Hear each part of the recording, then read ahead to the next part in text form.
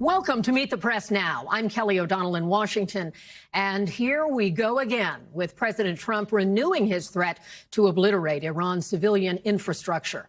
New uncertainty over peace talks, tensions skyrocketing over the Strait of Hormuz, energy prices moving higher, and new public backlash against the war.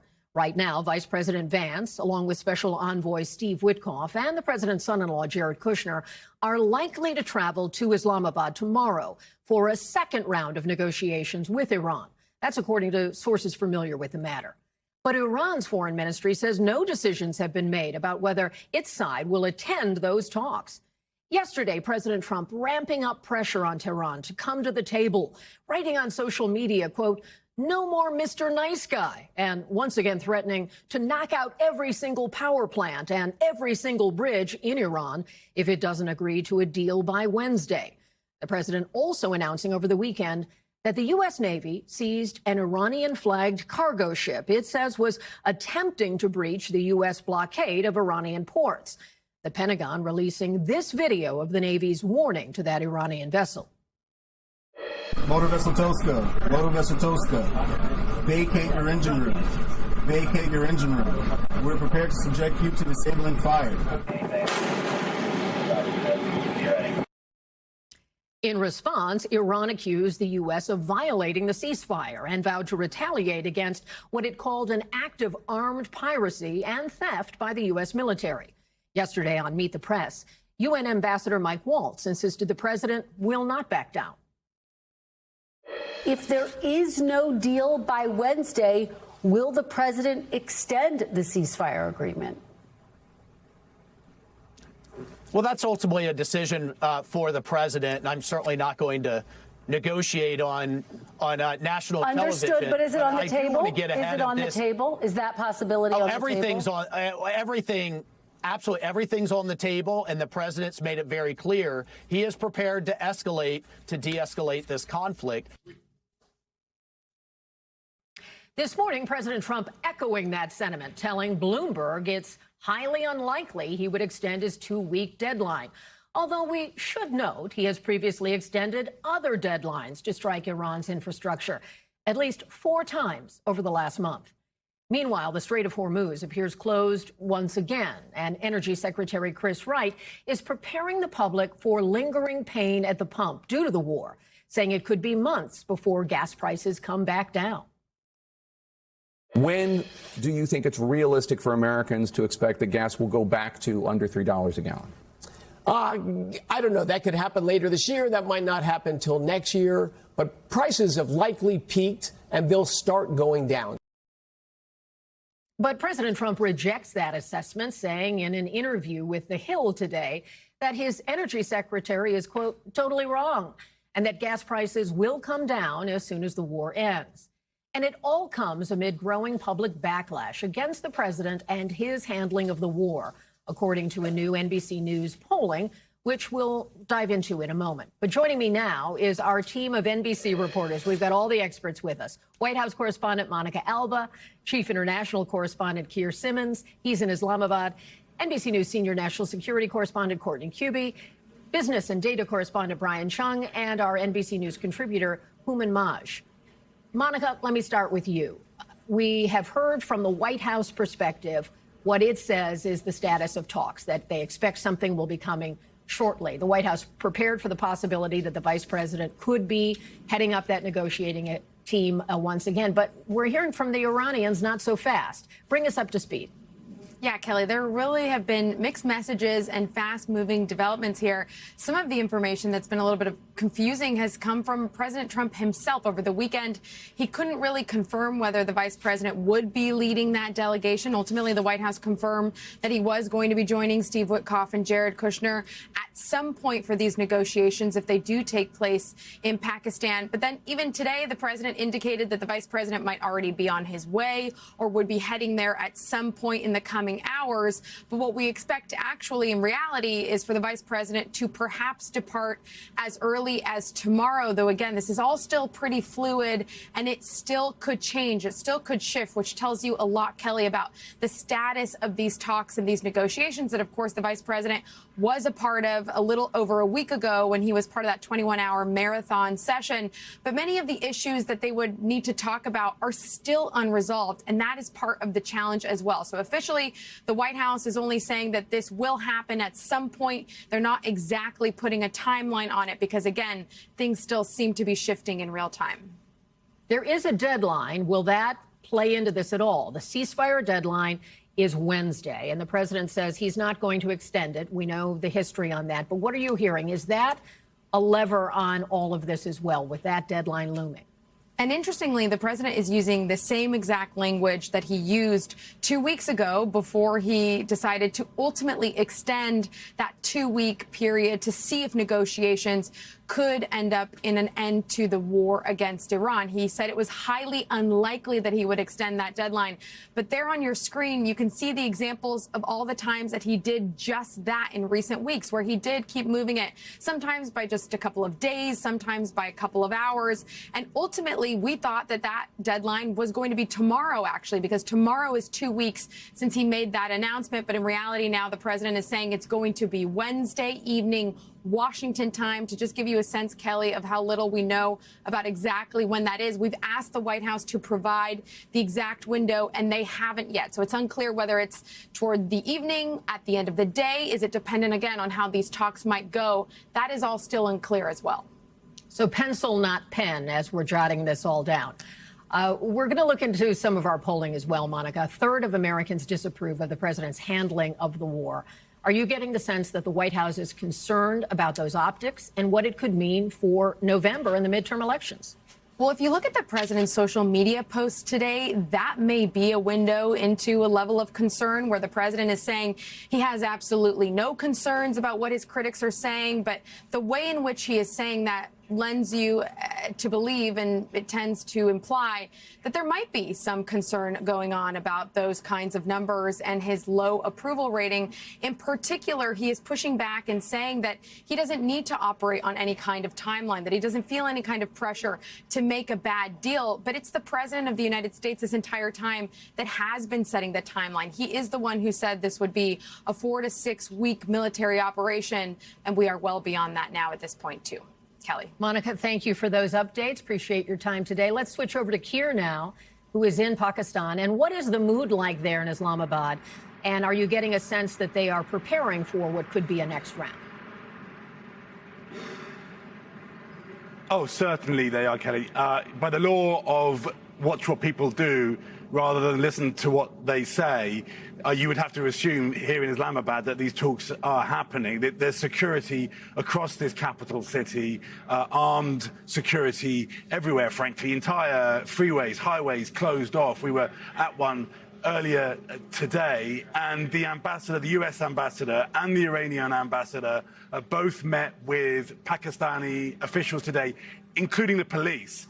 And what that tells me is those conversations, if you're meeting with the local police, are about the security of your teams who are likely to be arriving anytime soon. I think one thing to keep in mind is that all of the noise that you hear, and in many ways it is noise, or even some of the confrontations that you see in the Strait of Hormuz are part of the negotiation.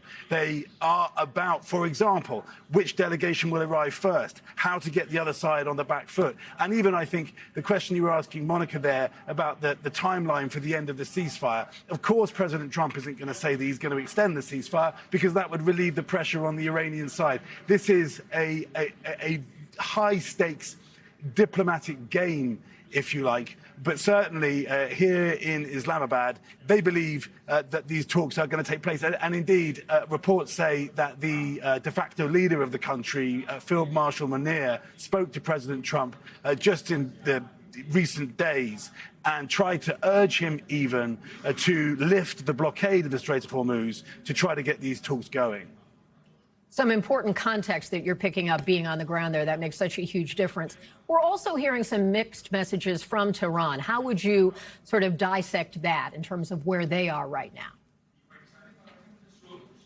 Well, I think, Mike Waltz told Kristen Welker over the weekend that the Iranian leadership is divided, and they are. And you can see it more and more clearly. Just as an example, the IRGC, the Revolutionary Guard Corps in Iran, the military, if you like, the most extreme wing, of today spent their time vowing vengeance for the seizing of that Iranian cargo ship around the Strait of Hormuz. On the other hand, the Iranian President Pezeshkian, was talking about diplomacy. Now, people question how influential he is, but there are two sides. There's the more extreme side in Iran, very extreme, some would say, and then there are those that would like to see a deal. And this is what makes this so challenging for the Trump team, is they may be negotiating with Iran, but they may be negotiating with one faction from Iran, who are themselves then going back to Tehran and trying to get others to agree. That gives us quite the picture, Keir, of how complex this is. Thank you so much for your reporting. I'm going to turn to Courtney now, who is with us in studio. And what more can you tell us about the U.S. seizure of the Iranian-flagged vessel? Where is it now? What happens next? So the military doesn't want to talk about exactly where it is or where they're going to take it, citing operational security. But we do know that the U.S. military, specifically U.S. Marines from the 31st Marine Expeditionary Unit, are on board. As of a couple hours ago, they were still searching that vessel and checking the cargo on it. But they don't want to talk about exactly where it's going. It's really critical, though, to say, the way that the Navy carried this out, they've been wanting to show us the process that unfolded here, that it took a matter of 6 hours where they were communicating via radio with that Iranian flagged vessel, telling it that it was about to be in breach of this blockade. Throughout the course of that time, the vessel continued to move towards what the military is calling their blockade line. And they warned them that they were planning to fire. They told them to clear the engine room, and they shot exactly at that. And they shot at it with a deck gun versus a missile or something that could have done very serious damage and potentially even crippled and sunk that ship. We've been hearing threats from Iran of retaliation after this. What would that look like based on the degrading of some of their capabilities, at least? Yeah, I mean, Iran's conventional capabilities have been degraded, but they still maintain about half of their missile launchers. A lot of their ballistic missiles that were buried deep underground, the stockpiles, well, they have to pull them out from underground. They remain intact, according to officials we've spoken with. They still have drones. They still have some mines. They still have a capability. And the one that I think would really potentially play a huge role here are the small fast boats by the Iranian Revolutionary Guard Corps Navy that Keir was just explaining to us. And do we have any sense if there is centralized control of these assets in Iran? We don't. Keir couldn't have explained it better, talking about how there's really this bifurcation now. There's always been sort of the official Iranian government and then the Iranian Revolutionary Guard Corps, who were seen as more extreme. But now it is even more divided than before, as Keir was just explaining, with the messaging that's just coming out today about the blockade. So that's one of the big concerns. Those small fast boats, those are Iranian Revolutionary Guard Corps Navy. It's not really clear who's telling them what to do or who they could listen to. And as far as we know, the blockade remains in effect against the Iranian ports, not the entire strait, but against those ports. Exactly. Right? And the U.S. has stopped about 27 ships or convinced them to turn around at this point. So it appears to continue to be in effect right now. But a tinderbox, too. Absolutely. Let me turn now to Brian, who joins us with some of the economic perspective here. Friday's market surged because of optimism over the Strait of Hormuz being reopened at that time. Iran now saying that critical waterway is again closed. So give us the picture of markets and how they're reacting today.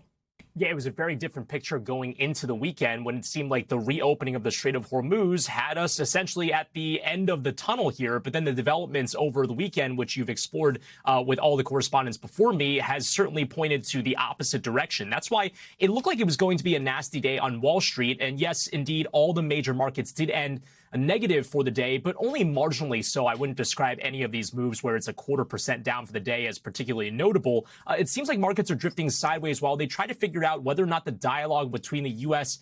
and Iran is going to happen at all. There were some even questions over whether or not the vice president was on his way to Pakistan to have those negotiations. And for that reason, while the markets and investors say we don't even know if those conversations are happening, essentially deciding to hold steady on where they were in their investment portfolios. That might explain some of the lack of market action today. But nonetheless, we're still looking at crude oil futures, which are at $86 on WTI. That is the United States indexed oil prices that we've seen, $89 by other measures. That is still up 33% since the start of this war. And of course, Americans still feeling those over $4 a gallon averages at the pump nationwide.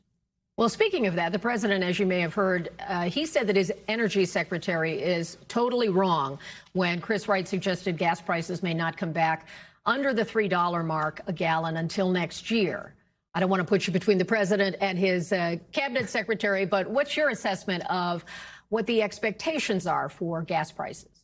Yeah, and the president perhaps trying to walk back the commentary from the energy secretary, as you mentioned, Chris Wright, who said over the weekend that it's possible that we might not see the average price nationwide on gallon fall below $3 until next year. He did couch that and say, yeah, it could happen later on this year as well. But the president does have a messaging problem here where his war has led to higher prices at the pump for Americans that already feel squeezed by inflation. And so having members of your administration go out there and say these costs are going to be around for a while is an issue. Analysts have been telling us after the Strait of Hormuz was open last week that it could be the case that we see gas prices fall to $3.35-ish by Labor Day of this year. Again, that was under the optimistic scenario that the Strait of Hormuz was indeed going to be reopened. It's hard to see that scenario playing out with the developments over the last few days. But Kelly, again, it does seem like there's a bit of pessimism, if you will, over gas prices falling to where they were pre-war anytime soon.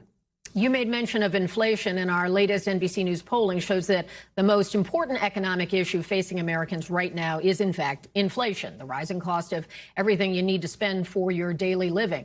Are you seeing signs that the war is actually driving up inflation?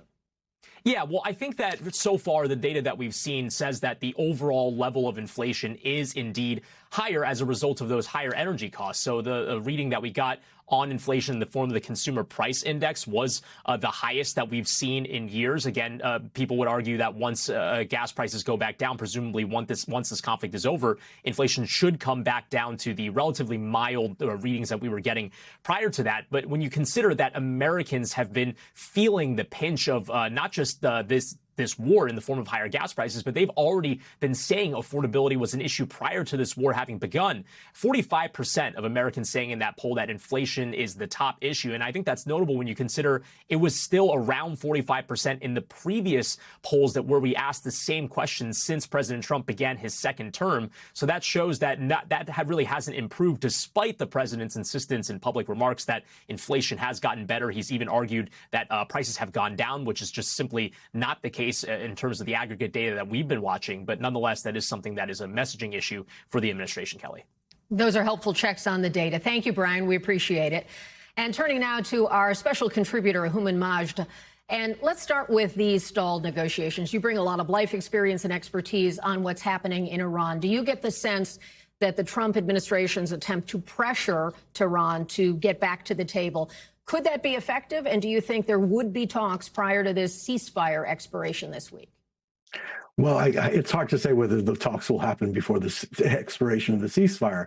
But in terms of the pressure on the Iranians, that's never worked. And it won't work this time either. I mean, in fact, I would argue that the reason the Iranians are hesitant to even commit to talks is because of all that pressure that President Trump is putting on the Iranians.